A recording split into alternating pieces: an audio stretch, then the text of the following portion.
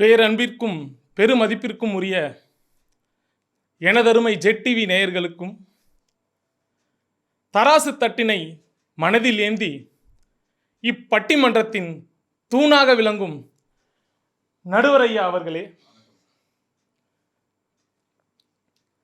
பண்டிகைகள் கொண்டாட்டமே என்று மன மகிழ்ச்சியோடு தலை நிமிர்ந்து அமர்ந்திருக்கும் எங்கள் அணியின் நண்பர் அவர்களுக்கும், பண்டிகைகள் திண்டாட்டமே என வருத்தத்தோடு தலை குனிந்து நடித்து கொண்டிருக்கும் எனதருமை எதிரணி நண்பர் அவர்களே,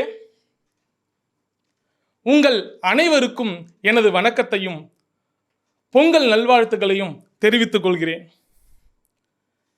ஐயா, கொண்டாட்டம்னு சொல்ல வர எங்க மூணு பேருக்கும், திண்டாட்டம்னு சொல்ல வர அந்த 3 பேருக்கும் என்ன வித்தியாசம் தெரியுங்களா ஐயா?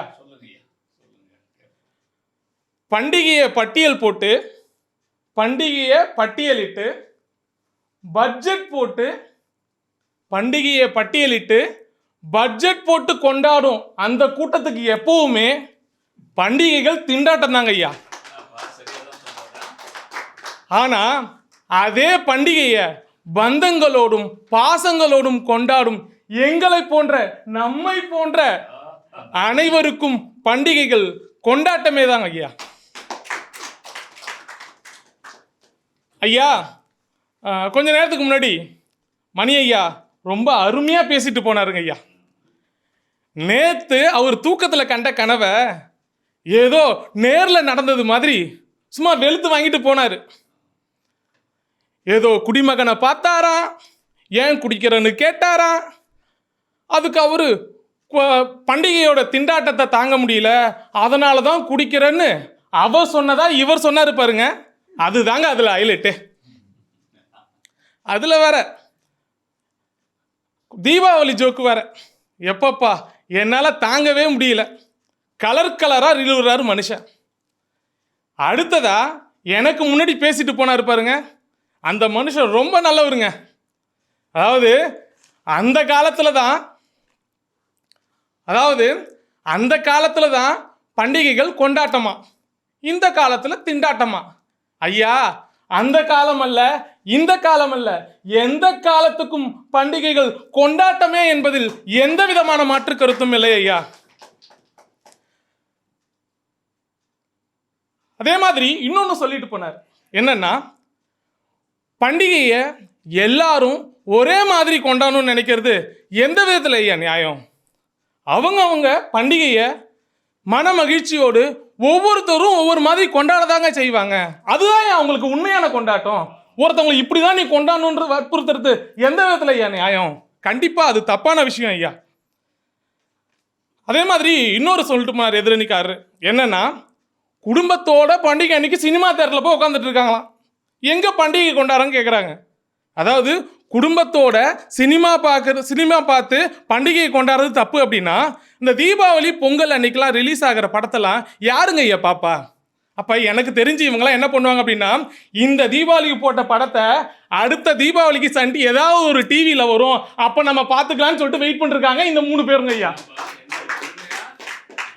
எல்லாருக்கும் தெரியுமே, செலவு பண்ண மனசு இல்லாதவங்க ஐயா. அவங்க தியேட்டருக்கு போயிட்டு ஒரு 100 ரூபா காசை அவங்களால செலவு பண்ண முடியலங்க ஐயா. அதுதாங்க ஐயா உண்மையே. அங்க பண்டிகை அன்னைக்கு உங்க குழந்தைக்கு ஒரு புது துணி வாங்கி கொடுத்து பாருங்க ஐயா. அந்த பிஞ்சு மூஞ்சில வர புன்னகைக்கு எத்தனை கிலோ பொன்னகை கொடுத்தாலும் ஈடாகாது ஐயா. அதே மாதிரி உங்க ஒய்ஃபுக்கு புடவை வாங்கி கொடுத்துருக்கீங்களா ஐயா? கொடுத்துருக்கீங்களா? சரிங்க ஐயா. அதாவது அந்த புடவையை பத்தி என்னைக்காவது ஒரு நாள், எப்பயாவது ஒரு நாள் நம்ம கேட்போம், நம்ம மறந்துருப்போம் நம்ம வாங்கி கொடுத்ததையே. அப்ப உங்க ஒய்ஃப் சொல்லுவாங்க, ஐயா ஏங்க இது நீங்க போன தீபாவளிக்கு வாங்கி கொடுத்ததுங்கன்னு சொல்லிட்டு அவ்வளோ சந்தோஷமா சொல்லுவாங்க பாருங்க ஐயா. அந்த சந்தோஷத்தையும் நினைவுகளையும் கொண்டு வரது கண்டிப்பாக பண்டிகையால் மட்டும்தான் முடியுங்க ஐயா, வேற எதாலையும் முடியாதுங்க ஐயா. நடுவர் அவர்களே, இன்றைய தலைப்பையே பாருங்க, மக்கள் பண்டிகைகளால் மக்கள் கொண்டாட்டம் அடைகிறார்களா, திண்டாட்டம் அடைகிறார்களா? இதுல வர்றது கூட பாருங்க, முதல்ல கொண்டாட்டம் தாங்க ஐயா, அடுத்ததுதான் திண்டாட்டமே. அப்ப எது முக்கியமோ அதுதாங்க ஐயா முதல்ல வரும். இங்கேயும் கொண்டாட்டம் முக்கியன்றதுனால தான் கொண்டாட்டத்தை முன்னாடி வச்சிருக்காங்க ஐயா. இந்த பூமியில குழந்தையிலிருந்து பெரியவங்க வரைக்கும் எல்லாருக்கும் பண்டிகையினாலே ஒரு இனம் புரியாத மகிழ்ச்சியும் சந்தோஷமும் அவர்களில் மனதில் வந்து துள்ளி விளையாடும் பாருங்க ஐயா. அதை பார்க்கவே நமக்கு சந்தோஷமா இருக்கும் ஐயா. இதோ எனக்கு முன்னாடி 3 பேர் வந்து உட்காந்துருக்காங்க பாருங்க. இவங்க 3 பேரும் நல்லா வெள்ளையும் சொல்லையும் வேட்டியை கட்டிக்கிட்டு பட்டி டிங்கரிங் பெயிண்டிங் எல்லாத்தையும் கோட்டிங் எல்லாத்தையும் பண்ணி வச்சு உட்காந்துட்டு ஒய்யாரமாக உட்காந்துருக்காங்க. எதுக்கு வந்திருக்காங்கன்னு நினைக்கிறீங்க? பொங்கலை கொண்டாடுறதுக்காகவும் பொங்கலை கொண்டாடுறதுக்கான சிறப்பு பட்டிமன்றத்தில் கலந்துக்கு வந்துட்டு இவங்களுக்கு பண்டிகைனாலே திண்டாட்டமா. யாரை ஏமாத்த பார்க்குறாங்கன்னு எனக்கு தெரியல நடுவில் ஐயா. நீங்களும் ரொம்ப அழகா இருக்கீங்க ஐயா. அதாவது அதே வேலையை நீங்களும் செஞ்சுட்டு வந்திருக்கீங்க. எம்ஜிஆர் மாதிரி சும்மா தக தக தகன்னு மின்னுறீங்க ஐயா. ஐயா ஆனால் நீங்க அவங்கள மாதிரி இல்லை ஐயா. அதாவது நீங்க எங்களை மாதிரி ஐயா. அதாவது பண்டிகைகள் கண்டிப்பா கொண்டாட்டம்னு உங்களுக்கு தெரியும், இருந்தாலும் சும்மா நடுவில் உட்காந்துக்கின்னு எனக்கு தெரியும் ஐயா. கண்டிப்பா எங்க பக்கம் தீர்ப்பு வழங்குன்னு நான் நம்பிட்டு இருக்கேன் ஐயா. ஐயா, இன்பம் துன்பம் இந்த ரெண்டும் இருந்தாதான் வாழ்க்கை அருமையா இருக்கும். அதே மாதிரி தான் ஐயா பண்டிகையும்.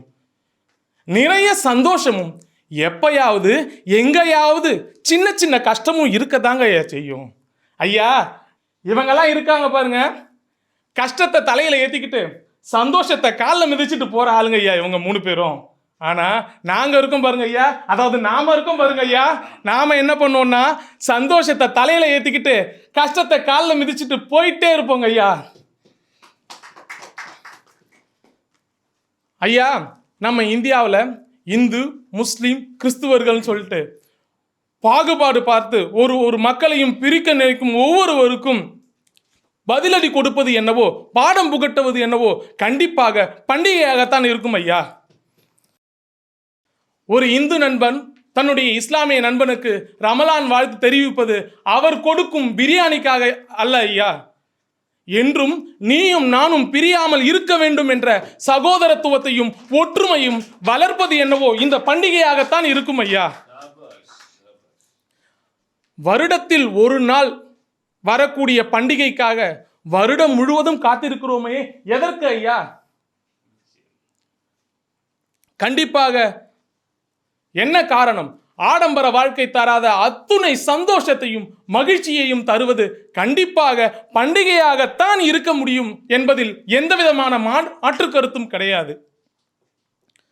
அதனால்தான் நடுவர் அவர்களே, நமக்கு தெரியும் மகிழ்ச்சி, அன்பு, சகோதரத்துவம், ஒற்றுமை, இறையாண்மை இவை அனைத்தையும் நமக்கு அள்ளி வாரி வழங்கும் பண்டிகைகள் எப்போதும் இந்த காலகட்டம் மட்டுமல்ல, இந்த காலம் அல்ல, அந்த காலம் அல்ல, எந்த காலத்திற்கும் பண்டிகைகள் கொண்டாட்டமே கொண்டாட்டமே கொண்டாட்டமே என்ற நல்லதொரு தீர்ப்பை நடுவர் வாரி வழங்குவீர் என்று சொல்லி என் உரையை முடித்துக்கொண்டு இடம் சாருகிறேன். நன்றி.